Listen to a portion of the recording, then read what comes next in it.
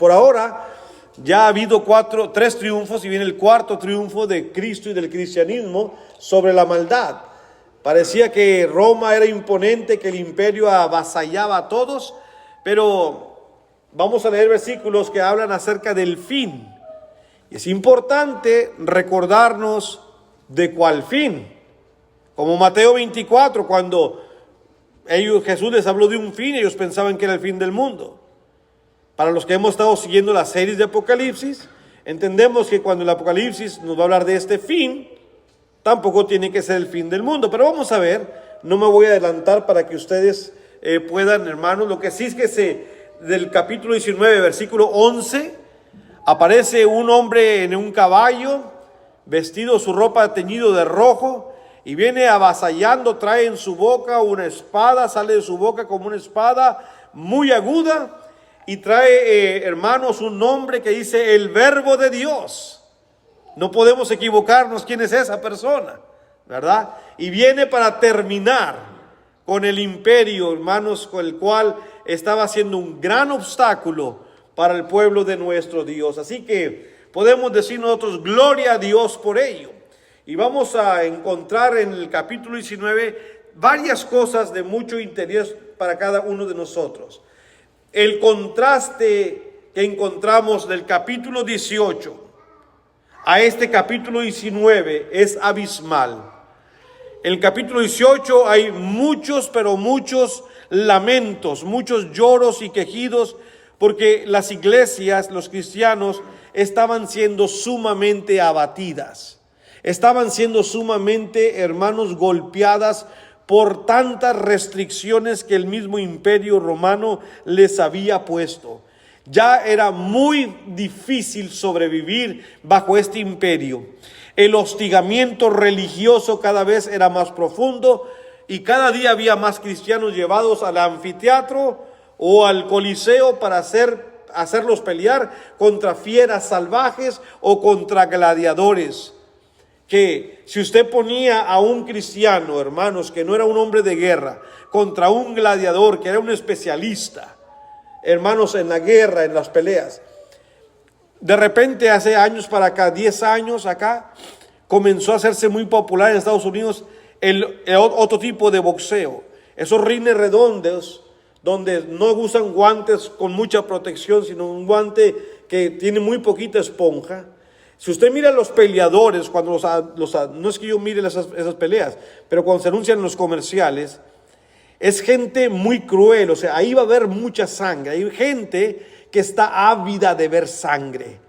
Y entonces, entre más crueles sean las peleas, la gente se ha abarrotado sobre ese tipo de diversión, como le llaman ellos, que para mí no es ninguna diversión. Ahí los golpes son demasiado fuertes, las patadas. Bueno, en ese rumbo, al rato llega el gladiador, ustedes lo van a ver, porque el país lo está pidiendo. En las peleas con los gladiadores no había una persona derrotada, el derrotado era muerto. Es como en las peleas famosas de gallos, ¿no? El gallo que pierde es el que matan. Así es la pelea con los gladiadores. Entonces, ¿qué oportunidad tenía un cristiano de sobrevivir en la pelea con un gladiador? Para empezar, aparte de tu fortaleza física que era disminuida, tu mente no está preparada para pelear, sino para amar al prójimo. Para que cuando te peguen la mejilla derecha le pongan la izquierda. ¿Qué vas a pelear con un gladiador? Absolutamente nada. Entonces eran víctimas del hostigamiento religioso que trajo Roma.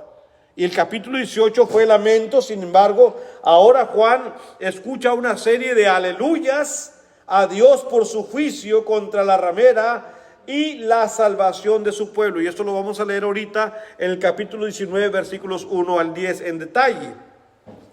Durante la descripción de la destrucción de la ramera, que también, si nos da el tiempo, bueno, ya lo leímos la semana pasada, pero se incluye algo en el capítulo 19, a los cielos, ¿verdad? La descripción tiene que ver, hermanos, con todo lo que la ramera, Roma, su imperio, le trajo el Señor a los cielos, a los santos, a los apóstoles y profetas. Se les dijo que se regocijaran, Y creo que ustedes en Filipenses están hablando de esto, del gozo del cristiano, porque Dios ha pronunciado juicio contra ella. ¿De dónde parte el regocijo? Bueno, cuando el cristiano comienza a ver tiempos de cambio, se da cuenta uno que es verdad lo que Dios promete. Cuando nosotros vemos una de estas enfermedades que el pueblo llama incurables, y de repente nos ponemos a orar, y un hermano o una hermana que tenía un tumor canceroso de repente sana, y el Señor le da más años de vida, ¿qué decimos? Señor, gracias. Gracias porque nos escuchas, porque es verdad lo que tú nos prometes, que si pedimos conforme a tu voluntad, tú nos vas a dar lo que te pedimos. ¿Y qué es lo que hace eso? Confirmar nuestra fe en el Todopoderoso. Entonces los cristianos comienzan a gozarse porque ven cumplidas las promesas del Señor. ¿Sí? Ven cumplidas. ¿Y qué es lo que hacemos nosotros cuando Dios cumple una de sus promesas en nuestras vidas? Caemos también de rodillas y decimos, Señor, gracias. Gracias por tus bendiciones, por cuidarnos cada día. Finalmente, hermanos, observaremos también los diferentes grupos que participarán en los aleluyas. Una gran multitud, después los 24 ancianos, esos que aparecieron en el capítulo 4, también los 4 seres vivientes del capítulo 4 y la voz solitaria de alguien que sale del trono y después la voz de la gran multitud diciendo todos, alaben al Señor. Así que vamos al capítulo 19 de Apocalipsis y veamos los versículos 1 al 3 primeramente. Dice la escritura así, Apocalipsis capítulo 19 versículos 1 al 3. Dicho sea de paso, si usted se pregunta qué significa aleluya, la palabra aleluya viene del griego que significa alabado sea el Señor, ¿verdad? Y yo les he contado que cuando uno estaba creciendo en los pueblos de uno, decía, tú eres de los aleluyas. Así se le conocía a una persona que no pertenecíamos ya más a la iglesia católica. En vez de que se nos dijera protestantes, nos decían, tú eres de los aleluyas. Porque era muy popular, ¿verdad? Era muy popular el empuje con el que llegó el pentecostalismo. Y los pentecostés usan mucho para todo aleluya. Aleluya, hermanos. Entran y saludan en vez de decir, hola hermano, ¿cómo es? Aleluya, gloria a Dios. Bueno, muchas veces uno decía, es que yo no soy un aleluya. Tal vez no sabíamos lo que decíamos, ¿verdad? Pues aleluya no significa una cosa mala más que alabado sea Dios. Ahora, claro, hay que ver cuando uno dice aleluya, ¿verdad? No para todo lo que decimos siempre aleluya, ¿verdad? Pero bueno, es una información extra, hermanos, que haríamos bien en saber qué significa la palabra aleluya. Y Dios debe ser alabado por muchas cosas, como lo vamos a ver aquí. Dice capítulo 19, verso 1 al 3. Después de esto, oí una gran voz de gran multitud en el cielo que decía, aleluya, salvación y honra y gloria y poder son del Señor Dios nuestro. Creo que todavía a lo mejor no hemos llegado a la comprensión del por qué tenemos que alabar al Señor en su salvación, poder y su justo juicio, honra y gloria. Nadie en el mundo, ningún ser creado, aparte de Dios que no es creado, el Señor, tiene el poder de proveer salvación. Nadie. Nadie puede salvar nuestras almas. Nadie, absolutamente nadie. Entonces a Dios debe alabársele. Cuando usted alabe a Dios, si usted se encuentra, es que no sé por qué alabarlo. Pues por su salvación que le ha dado. O no le importa a usted su salvación, no tome en cuenta, no tiene la capacidad, la dimensión de lo que significa ser salvo. Ser salvo, hermano, significa ser redimido, comprado, justificado, lavado en la sangre del Cordero. Significa ser puesto aparte de toda la humanidad, y esos que se ponen aparte tienen la esperanza de ir un día a las mansiones celestiales con el Cordero. Entonces démosle honra y gloria a Dios, alabemos al Señor por la salvación que nos ha dado. por la comunión, como cantábamos en el libro número 85, dulce comunión la que gozo ya en los brazos de mi Salvador. ¿Sí? Entonces hay que alabar a Dios por su poder, por su juicio, hermanos, por la honra, por la gloria que le pertenecen únicamente a Dios. Verso 2 dice, porque sus juicios son verdaderos y justos, pues ha juzgado a la gran ramera que ha corrompido a la tierra con su fornicación. Dos cosas importantes del versículo 2. Sus juicios son justos y verdaderos. Nadie le podrá imputar a Jesucristo de ¿por qué haces esto? Los juicios que Dios emite, número uno, son justos y son verdaderos. Hoy en día vemos en las políticas de los países, en las leyes, mucha injusticia. El caso más conocido en este país a mí me resulta cuando el O.J. Simpson, un jugador de fútbol americano muy famoso en su época colegial, que era súper venerado en este país, a todas luces, con las evidencias que mostró, hermanos, los fiscales, que él mató a su esposa, aquel mencionado guante negro que él traía, que lo pescaron manejando aquella camioneta, y el otro guante que lo encontraron en su cuarto lleno de sangre escondido. A pesar de toda la evidencia, como él se agarró un aparato de defensa de abogados muy fuertes, mucho dinero, lo absolvieron de todo cargo y salió inocente.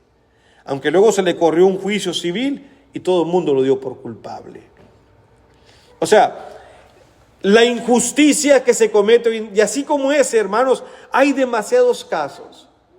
Pero al juzgar a Roma, se nos da la razón por qué fue juzgado. Dice el versículo 2, dice, porque sus justos juicios, pues ha juzgado a la gran ramera que ha corrompido a la tierra con su fornicación. Lo que hizo el Imperio Romano fue difundir extremadamente, hermanos, la religión al hombre y no a Dios. No nomás por adorar al emperador, pero abrió las puertas para que la idolatría se esparciera, porque su poder fue utilizado por Satanás para llegar a muchas naciones, a muchos pueblos y a muchas lenguas que aprendieron la idolatría. Este país tiene bajo sus recursos nexos con muchos países. ¿Y qué está exportando? ¿La verdad? No. Este país está exportando hoy todo lo que se llama malo. Todo tipo de liberalidad, libertinaje. Es lo que este país ahora exporta hacia el mundo. ¿Cuál es la idea de la gente de nuestros pueblos en cuanto al americano o a la americana? Libertinaje, drogas, prostitución. Es lo que piensan de un americano así. Porque es la proyección que se da al mundo. Ya no es el americano de hogar, el que pensaba en sus hijos, en el patrimonio, los que iban a los servicios todos los domingos. Y esos tiempos se pasaron hace muchos años. Hoy la proyección es otra. Cuando Roma comenzó a proyectar toda esta fornicación, esa prostitución en sentido simbólico, llegó la hora. Dice el versículo que estamos leyendo: por eso el Señor le ha traído a juicio por la fornicación y ha vengado la sangre de sus siervos de la mano de ella. Muchos cristianos murieron por causa del hostigamiento religioso. Verso 3. Otra vez dijeron: aleluya, y el humo de ella sube por los siglos de los siglos. El humo de ella. Esto significa, hermanos, cuando usted hace un montón de basura o va a quemar algunas ramas, llega un momento en que el humo para. ¿Cuándo para el humo? Cuando ya no hay combustible que esté alimentando ese incendio. Nunca va a apagarse. Dice el versículo 3, y el humo de ella sube por los siglos de los siglos. Siempre va a haber algo que esté destruyendo a estos. La ramera fue vengada y duramente castigada por los justos juicios de Dios. Aleluya, dijo la gran multitud.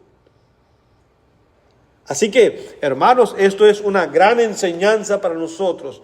Al igual que con la antigua Babilonia, Dios había permitido que la corrupción, la inmoralidad y el derramamiento de sangre de Roma existieran temporalmente. Déjeme explicar lo que puse ahí, por eso lo puse entre comillas, que Dios había permitido estas cosas.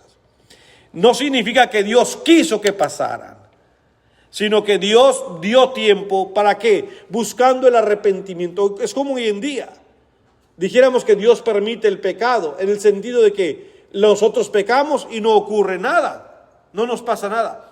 Está Dios todavía dándonos la oportunidad a un cambio de mente, a ver si logramos nosotros verdaderamente cambiar nuestra manera de ser, de nuestra manera de ser. No es que Dios permita y quiera que sigamos pecando. Él quiere que haga un pare. Como 1 de Pedro 4:3 dice: baste ya del tiempo pasado por haber hecho lo que antes agradaba a la carne. Ya, que llegue un tiempo en el que el pecador diga: ya no quiero pecar más. Para eso Dios, hermanos, es que da tiempo. Y el tiempo que lo dio a Roma era para que ellos pararan su corrupción, para que ellos pararan su inmoralidad y para que ellos dejaran de derramar sangre inocente en los cristianos. Sin embargo, no lo hicieron. Y como no lo hicieron, Dios trajo a juicio a Roma. ¿Me entiende? Eso es lo que dice la palabra del Señor, amados hermanos. Mientras duró la persecución, los santos se preguntaban lo siguiente. Ahí en Apocalipsis capítulo 6, versículo 10. Llegaba un momento en que estaban tan abrumados los cristianos que le preguntaban al Señor, clamando a gran voz, diciendo: ¿hasta cuándo, Señor santo y verdadero, no juzgas, y vengas nuestra sangre en los que moran en la tierra? Llegó un momento en que el cristianismo era tan abatido que le preguntaba al Señor: Señor, ¿hasta cuándo usted va a juzgar? ¿Hasta cuándo va a permitir que esta inmoralidad siga entre nosotros? Pero no era la hora. La capacidad negativa de Roma no había llegado todavía a los cielos. Todo tiene su tiempo. Es como los tiempos de Noé. Todo, hasta que Dios ya vio que todo pensamiento de todo el ser humano era de continuo solamente el mal, dijo Dios: hasta aquí. Me arrepiento de haber creado al hombre.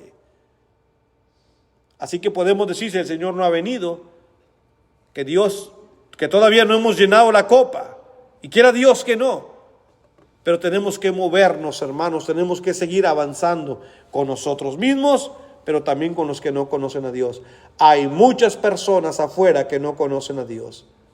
Llevémosle la luz del Evangelio. Muy bien, así que el mensaje de Juan fue claro: el juicio va a venir. Este es el cuarto triunfo para el cristiano. Les recuerdo los triunfos que ha tenido. El primero fue, hermanos, cuando en el capítulo 17, en los versículos 15 al 19, si me acompañan, Dios le había dicho al pueblo: el imperio va a ser abatido y va a caer. Fueron notas precautorias que Juan fue trayéndoles paulatinamente, lentamente, para que el cristiano fuese tomando fuerza. Dice el capítulo 17, en los versículos 15 al 19. Me dijo también: las aguas que has visto donde la ramera se sienta son pueblos, muchedumbres, naciones y lenguas. ¿Ve el alcance que tenía Roma? Roma tenía conexión con muchedumbre de países, con muchos tipos de tribus y diferentes lenguajes. A todos ellos los hizo fornicar en la idolatría. Y los 10 cuernos que viste en la bestia, estos aborrecerán a la ramera. Eran 10 diferentes reyes. Y la dejarán desolada y desnuda. y devorarán sus carnes y la quemarán con fuego.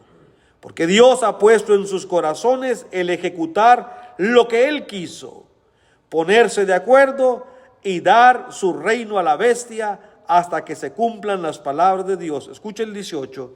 Y la mujer que has visto es la gran ciudad que reina sobre los reyes de la tierra. ¿Cuál otra? Si no era, hermanos, Roma en su tiempo cuando esto fue escrito. Pero su tiempo va a llegar. Ese fue el primer triunfo, el avisarle que el imperio terminaría. Esto no va a permanecer. El segundo triunfo, hermanos, es la ruina para ella, pero también para sus amantes. A todos esos pueblos que fornicaron con ella, también les va a llegar su destrucción. Capítulo 18, versículos 9 y 10. Dice la palabra del Señor así: y los reyes de la tierra que han fornicado con ella, y con ella han vivido en deleites, llorarán y harán lamentación sobre ella cuando vean el humo de su incendio, parándose lejos por el temor de su tormento, diciendo: ¡ay, ay de la gran ciudad de Babilonia, la ciudad fuerte, porque en una hora vino tu juicio! Y eso se repite una y otra vez en este capítulo, como lo vimos la semana pasada. Así que no solamente Roma, pero también sus amantes serían perjudicados. Y la tercera es la ciudad en sí, la que dijo: soy una reina y a mí nadie me va a hacer nada. También llegaría a la destrucción. Capítulo 18, versículos 20 al 21. Dice: alégrate sobre ella, cielo, y vosotros santos apóstoles y profetas, porque Dios os ha hecho justicia en ella.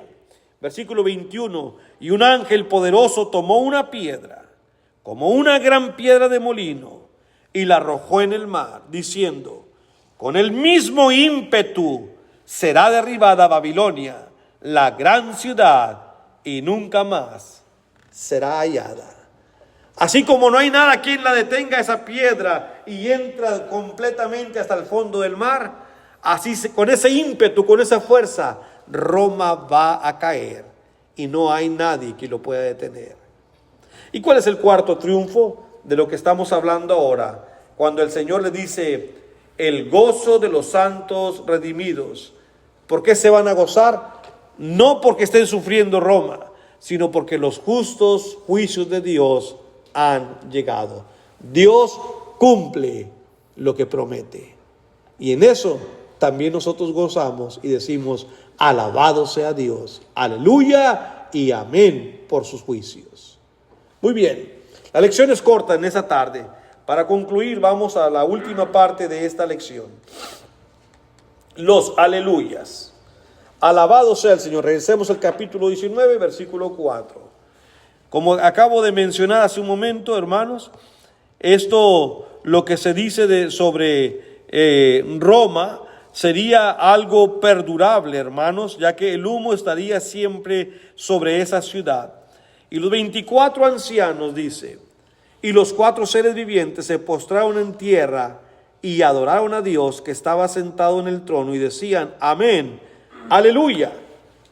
Y oí, versículo 5, el 3 y el 4, ya leímos el 4, el 3 dice: otra vez dijeron: aleluya, y el humo de ella sube por los siglos de los siglos. Lo que les dije hace un momento, su destrucción es continua y no va a parar, según la palabra del Señor. Creo que me confundí aquí, ahí va. El versículo 5 y al versículo 8. ¿Qué es lo que cantaban? Dice: y salió del trono una voz que decía: alabad a nuestro Dios todos sus siervos y los que le teméis, así pequeños como grandes. Es una visión, y ese es un pasaje que a mí me representa un problema. Y le voy a decir cuál es mi problema. Parece que esta visión es en el cielo. Y cuando un espíritu de un niño muere, yo entiendo que ese es un espíritu, hermanos, que en el cielo no es que sea un espíritu niño, sino un espíritu y punto. Y aquí el versículo dice que los ancianos y los 4 seres vivientes se postraron en tierra, adoraron a Dios. Y el 5, salió del trono una voz que decía: alabad a nuestro Dios todos sus siervos, los que teméis, así pequeños como grandes, ¿verdad?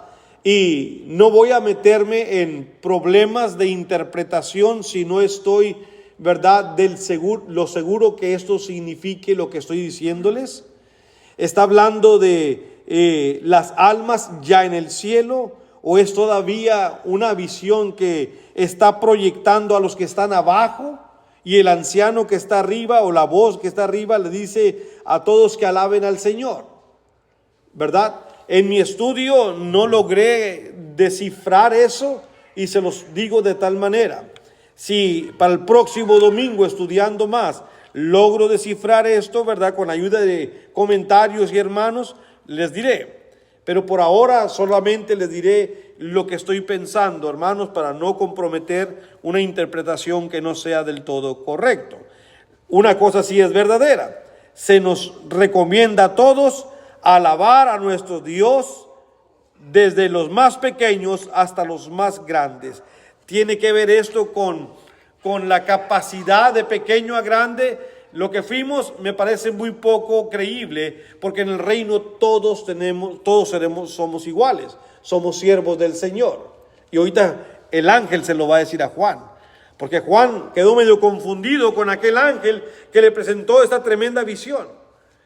Y Juan se inclina para adorar al ángel, y el ángel dijo: no, yo soy consiervo tuyo, tú y yo tenemos que adorar a Dios, a Él es el único que podemos adorar, ¿verdad?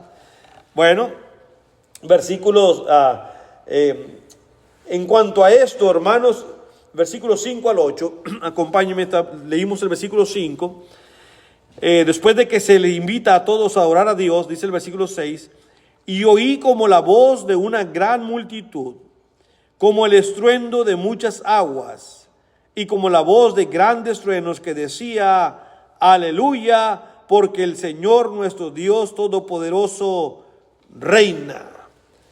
¿Se van fijando cómo la terminología está haciendo ver el fin de algo? Como que se ha consumado algo y ahora están gozosos, y los cristianos que son invitados a alabar a Dios ven ya el fin, como que ya estamos llegando, ya pasó todo. Gocémonos y alegrámonos y démosle gloria, porque ha llegado las bodas del Cordero y su esposa se ha preparado, dice el versículo 7. Verso 8. Y a ella se le ha concedido que se vista de lino fino, limpio y resplandeciente, porque el lino fino es las acciones justas de los santos. Cuando Juan presentó esta visión de el imperio cayendo ante el poderoso Cordero, Dios venciendo el imperio, ellos pensaron: pues este es el fin. Y ellos comenzaron a decir, los que estaban alabando a Dios: gocémonos y alegrémonos y démosle gloria, porque han llegado las bodas del Cordero. Ahora, ¿cuándo son las bodas del Cordero? Cuando el Cordero, Cristo, venga por su iglesia. ¿Es esto lo que estaba a punto de pasar aquí? No. Sin embargo, como ellos estaban viendo la finalización, el colapso de la gran ciudad, Roma estaba viniendo abajo, pensaban: ya es el fin. Créame, hermano, que literalmente hay hermanos que piensan así. Cuando su servidor estaba pequeño, allá en México, la única vez que yo estaba en una iglesia que estudió Apocalipsis, no recuerdo, yo tendría algunos 9, 10 años, pero sí me acuerdo lo que le voy a decir. Había un hermano que se llamaba Polo, y era el cieguito, o sea, es más, su apellido es Becerra. Y el hermano presentó el libro de Apocalipsis y predicó y dio estudios sobre Apocalipsis. Pues cuando llegamos al último capítulo de Apocalipsis, el hermano dijo: bueno, hermano, hemos concluido con el libro de Apocalipsis. Esa fue la última vez que el hermano Polo vino al culto. Y le preguntaron después: ¿por qué ya no viene? Ya acabamos de estudiar la Biblia, se acabó Apocalipsis. Y hasta el día que yo me vine, 20 años después de que eso ocurrió, nunca más volvió a la iglesia. Porque digo: ya acabamos Apocalipsis, se acabó. llegó el fin. Digo, sí, nos hace reír. A mí también me dio risa y hasta el día de hoy lo contamos como un pequeño chiste. Como dijo el hermano Polo, se acabó Apocalipsis. Ojalá que aquí no venga nadie a pensar esto. Ya va a acabar, hermano, se acabó, ya no voy. No, pero él creyó eso y jamás volvió. Los cristianos que vieron esta visión de Roma siendo destruido y el imperio también, pensaron, ya viene Cristo. No, la Biblia, a decir verdad, hasta donde yo creo, en Apocalipsis, hasta donde yo he estudiado, no vamos a terminar de ver la boda del Cordero. Dios no le permitió a Juan ver esa visión. El capítulo 21, Juan comienza a describir la boda, pero de repente, como suele suceder, Juan para ahí y pone otra cosa. Pero más de eso no se ve la boda, porque la boda es el final. La boda es cuando Cristo venga por su iglesia y nos lleva al cielo y se acaba. Cristo no nos dio la oportunidad de ver eso, ¿verdad? Eso está proyectado como profecía. Sabemos que va a ocurrir. El Señor apartará unos a los cabritos de las ovejas. El Señor pondrá a un lado a la derecha a los justos, a los injustos del lado izquierdo, etc. Sabemos eso. Proyectado como profecía, pero no se vio la visión. Si no, ahí estuviéramos quienes y quienes no. Y eso el Señor nos lo reveló. Pero estos pensaban, ya llegó el fin, por lo tanto gocémonos. Esto le pasó como allá en Hechos capítulo 1, solamente para recordarle rápidamente. En Hechos capítulo 1, Jesús es preguntado en el mismo momento cuando él se va a ir al cielo. Él había terminado, él había enseñado a sus discípulos, él resucitó, él anduvo 40 días apareciéndose a los discípulos. Parece que los discípulos han entendido que el Señor se va y que un día va a regresar. Pero antes de irse le hacen una pregunta un poco ridícula como la del hermano Polo. Dice el versículo 1, en el primer tratado, oh Teófilo, hablé acerca de todas las cosas que Jesús comenzó a hacer y a enseñar, hasta el día que fue recibido arriba, después de haber dado mandamiento por el Espíritu Santo a los apóstoles que había escogido, a quienes también, después de haber padecido, se presentó vivo con muchas pruebas indubitables, apareciéndoseles durante 40 días y hablándoles acerca del reino de Dios. Fíjese bien, Cristo murió, resucitó, y luego por 40 días anduvo apareciéndose a los discípulos. Si usted quiere leer más de esas apariciones, le encargo que en su casa puede leer 1 Corintios 15, 1 al 6, y ahí hablan varias apariciones de Cristo, ¿verdad? Entonces, después de que él se apareció, les dijo acerca del reino de Dios, les habló más del reino de Dios. Ya lo había hecho cuando estuvo vivo, y en esos 40 días les volvió a hablar del reino de Dios, un reino espiritual. Verso 5, porque Juan ciertamente, 4, y estando juntos, los apóstoles, les mandó que no se fueran de Jerusalén, sino que esperasen la promesa del Padre, la cual les dijo, oísteis de mí. Porque Juan ciertamente os bautizó con agua, mas vosotros seréis bautizados con el Espíritu Santo dentro de no muchos días. Cristo le dijo a sus apóstoles, quédense en Jerusalén, no se vayan, tienen que ser revestidos de poder. Quédense en Jerusalén. Entonces los que se habían reunido le preguntaron diciendo, Señor, ¿restaurarás el reino a Israel en este tiempo? 40 días se anduvo apareciendo y les explicó la cuestión del reino espiritual. Y ya para irse, para ser tomado del cielo, le pregunta al Señor, ¿Israel va a ser siempre el reino? ¿Lo vas a conceder el poder a Israel? Entonces el Señor les dijo, no os toca a vosotros saber los tiempos o las sazones del Padre, que el Padre puso en su sola potestad, pero recibiréis poder cuando haya venido sobre vosotros el Espíritu Santo y me seréis testigos en Jerusalén, en toda Judea, en Samaria, hasta lo último de la tierra. Y habiendo dicho estas cosas, viéndolo ellos, fue alzado y le recibió una nube que le ocultó de sus ojos. Ellos tuvieron la dicha de ver a Cristo yéndose en el aire, para arriba, para arriba, para arriba. Así como se van los cohetes, vieron a Jesús levantarse hasta que una nube vino y lo cubrió de ellos. Qué hermoso tuvo que haber sido eso, ¿no? Pues un día todos nosotros vamos a ver a Jesús descendiendo de las nubes, viniendo. ¿Para qué? Para llevar a su esposa a casa. Esas son las bodas del Cordero, la cual un día vendrá el Señor por su pueblo. ¿Es usted parte de su pueblo? ¿Está dentro de sus escogidos? Porque si no está, no será llevada con Cristo. Pero si somos parte de ellos, de los redimidos, como vamos a ver ahorita, Gocémonos para que cuando esas bodas lleguen, seamos de los invitados, seamos la esposa que estaba esperando al esposo que viniera por ella para llevarla por la eternidad a la casa de su Padre. ¿Qué dijo Jesús? En la casa de mi Padre muchas moradas hay. Si así no fuera, yo os lo hubiera dicho. Voy pues a preparar lugar para vosotros, para que donde yo estéis, vosotros también estéis. Él se ha ido a prepararnos casa para llevarnos a casa de su Padre. Concluimos. Versículo 9, en Apocalipsis 19, dice la Escritura, hermanos, pero, verso 19, capítulo 9, 19, versículo 9, perdón. Y el ángel me dijo, escribe, bienaventurados los que son llamados a la cena de las bodas del Cordero. Y me dijo, estas son palabras verdaderas de Dios. Pero no se preocupen, están invitados, le dicen a Juan. Todo redimido estará ahí cuando esta boda llegue. El Cordero todavía tiene que pelear ciertas batallas. La muerte todavía existe, el Hades todavía existe, y esos enemigos, Satanás todavía existe. Y el Cordero tiene que vencerlos. Entonces llegarán las bodas del Cordero. Así que como conclusión les puedo decir lo siguiente. Tengamos en cuenta, hermanos, que en Apocalipsis no nos revela las bodas del Cordero, como expliqué hace un momento, y la iglesia.